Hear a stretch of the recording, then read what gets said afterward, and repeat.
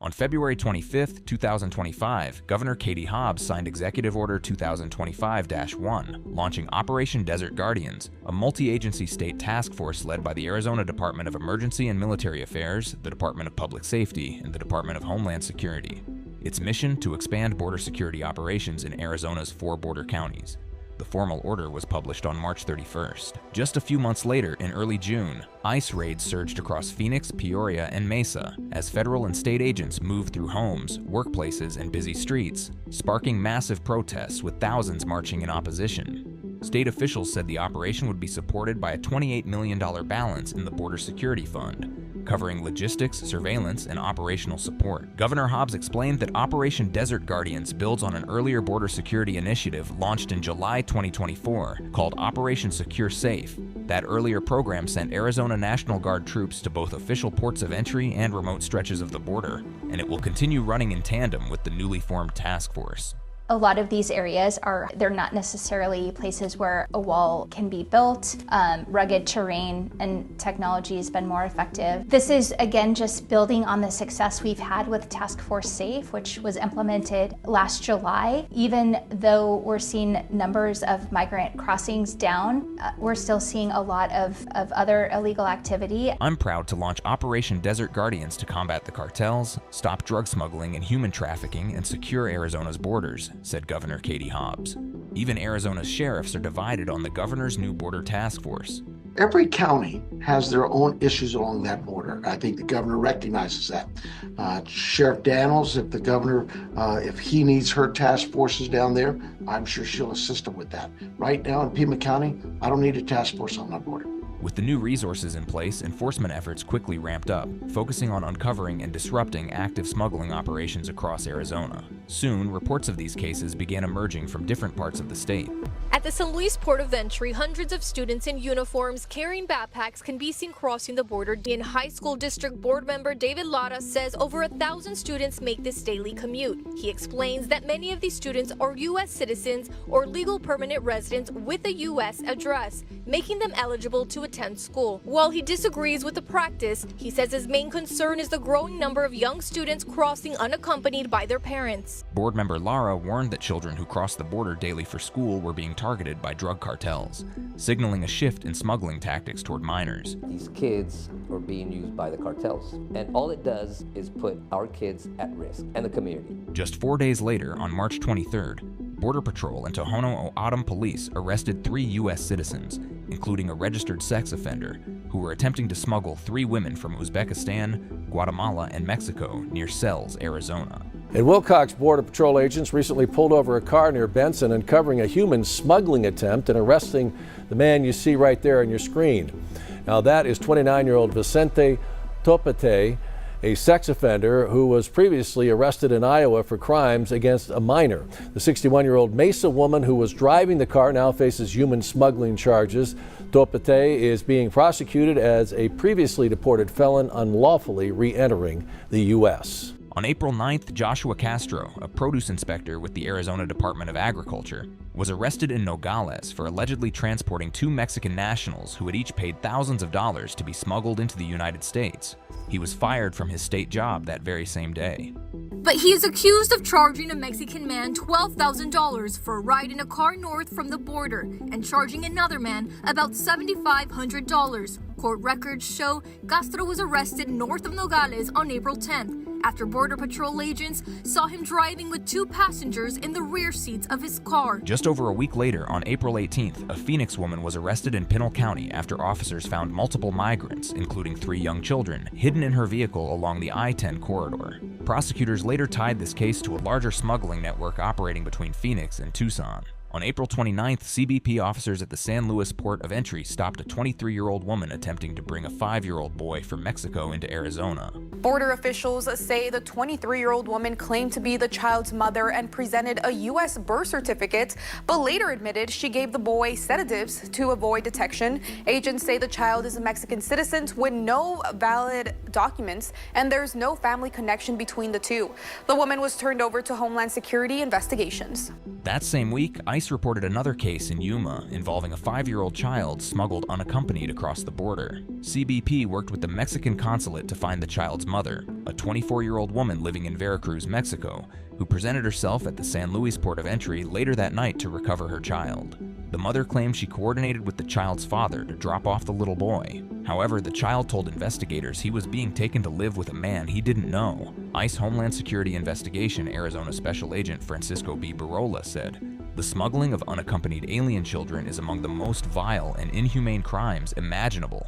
Between May 10th and May 16th, the U.S. Attorney's Office in Arizona filed charges against 310 people for immigration-related crimes as part of Operation Take Back America. 15 of those cases were tied to smuggling operations, with charges ranging from transporting minors to committing document fraud. On June 4th, 2 Arizona teenagers were arrested in the Tohono O'odham Nation for smuggling 4 migrants, including a 3-year-old child who was injured when the vehicle veered off-road during an attempted escape from Border Patrol. Federal officials framed this sequence of cases as part of a sustained pattern, positioning Arizona at the center of the nation's interior enforcement strategy. The bar chart shows the 2025 bar towering over its 2024 counterpart.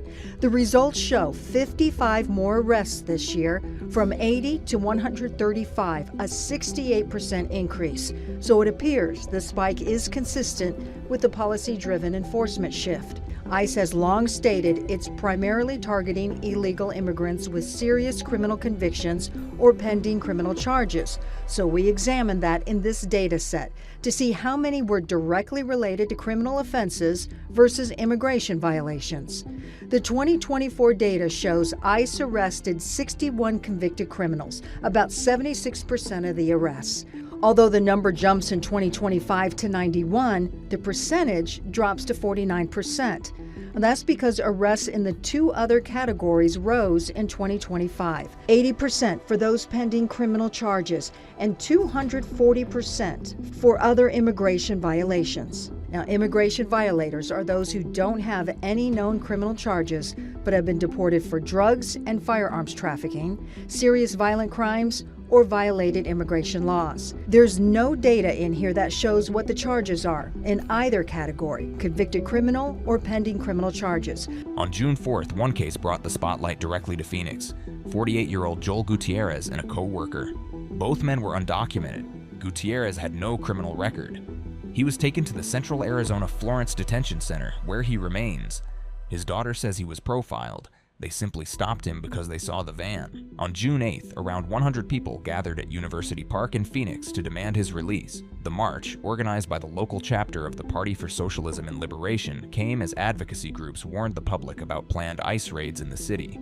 Since January, ICE reports 995 arrests in Phoenix. Within days of Joel Gutierrez's protest, the movement morphed into widespread resistance, spanning Phoenix, its suburbs, and reaching down to Tucson. Most of us are children of immigrants. What we have been observing across the country, and actually most recently, is that the Trump administration has sent out the National Guard to Los Angeles, and we are here to stand in solidarity with our community in Los Angeles that, is being brutalized by the National Guard for simply standing against the ICE raids that are happening in their communities.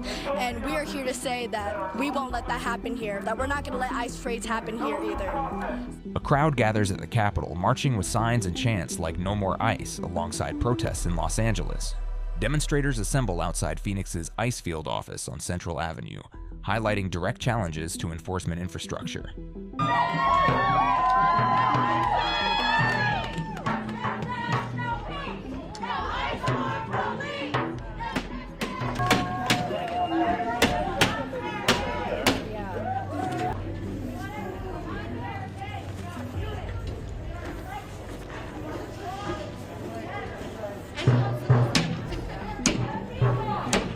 Tucson protest escalates, showing lines crossing between peaceful rallying and angry confrontation with ICE, underscoring how intensity varied across the state. Arizona Congressman Ruben Gallego reacted on the situation. Civilian law enforcement, not the military, should be dealing with violence in the streets. He writes, quote, "As a Marine, I know our military exists to defend our country from foreign threats, not to batter American protesters." On the morning of June 10th, Homeland Security investigations agents raided a house near 69th Avenue and West North Lane in Peoria. A neighbor told the Arizona Mirror they witnessed multiple agents use flashbangs and a battering ram to enter the house. According to HSI spokesperson Yasmin Pitts O'Keefe, the case involved narcotics and human smuggling. One person was arrested on federal charges, another was turned over to immigration officials.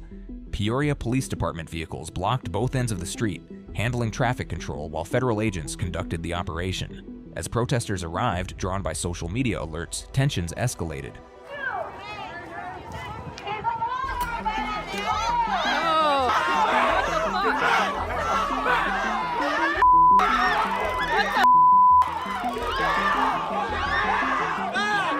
Advocates on site criticized the visible police presence, saying it signaled local cooperation with federal immigration enforcement. The department later issued a statement calling those claims false narratives and maintaining that officers were not engaged in immigration enforcement. Is people politicizing this issue? And I'm focused on taking real action. During the protest, tensions escalated when an officer was intentionally blocked by two protesters and assaulted by another, who was then subdued and arrested. Arizona Governor Katie Hobbs condemned the alleged assault, directing the Department of Public Safety to support local law enforcement in keeping our communities safe. Overhead, a DHS Blackhawk helicopter circled the protest site and nearby areas before landing at Phoenix Mesa Gateway, which serves as the operational base for ICE air deportation flights. Republican lawmakers in Arizona have called for State Senator Annalise Ortiz to be expelled from the legislature and for a federal investigation. I posted on my Instagram story that ICE was lurking outside of an elementary school so that our community could stay inside and stay safe. So the libs of TikTok tweeted out falsely that I was doxing ICE agents. Senate President Warren Peterson, who is running a pitiful campaign for Attorney General, he can hardly fundraise, took it upon himself to call on the U.S. Attorney's Office to investigate me for simply exercising my First Amendment right. I will continue alerting my community that ICE is out there, especially since these masked, lawless thugs are violating people's constitutional rights. They are arresting U.S. citizens and lawful permanent residents. They are not identifying themselves or showing badges when they roll up on people. Some social media users across Arizona have also been sharing locations where ICE agents are spotted. My sister sent me a screenshot that there is an ICE raid going on 69th Ave. If you know anybody that's out here working in Peoria or around this area, if you have family members, friends that are working out there, please let them know to be very careful. My father came to this country when he was just 2 years old. He's now a U.S. citizen, a small business owner, and a man who's worked hard every single day to contribute to this country, the country he's called home for over 70 years. My son proudly serves in the Arizona National Guard. So when I say this, know that it comes from a place of love for this country and for our people. ICE is actively targeting neighborhoods in Arizona, especially in Phoenix, and they're not going after violent criminals or drug traffickers like they said they would. They are showing up at jobs, schools, graduations. They're waiting outside immigration hearings. They're taking people away in front of their children. These are working parents, community members, human beings. And yes, I'm angry because this isn't about justice. This is about race. This is about fear.